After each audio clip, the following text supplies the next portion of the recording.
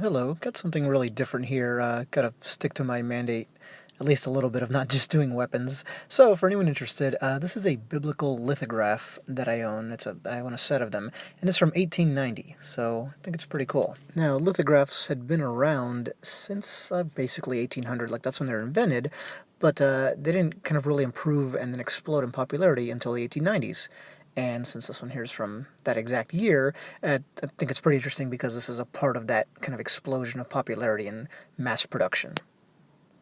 So what is this portraying? This is King Herod's Palace in Jerusalem. And any readers of the Bible would, recognize King Herod instantly, right? The name.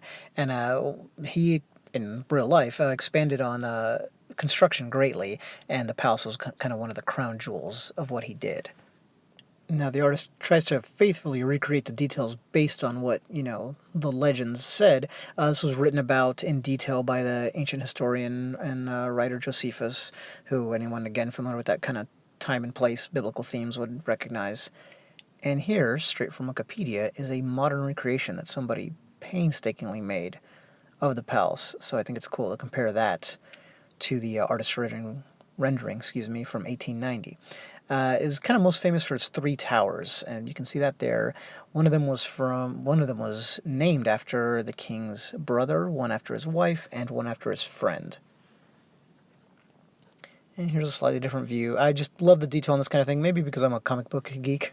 I'm fascinated by this kind of, colorful, mass-produced printing, and this was, before comic books came along, and sans words, but still. I think it's a similar kind of communication and, popular dissemination of images. So here I'll take a quick tour, give you an idea of the expanse of it. You see that giant crease there? The thing is, these were fold-outs.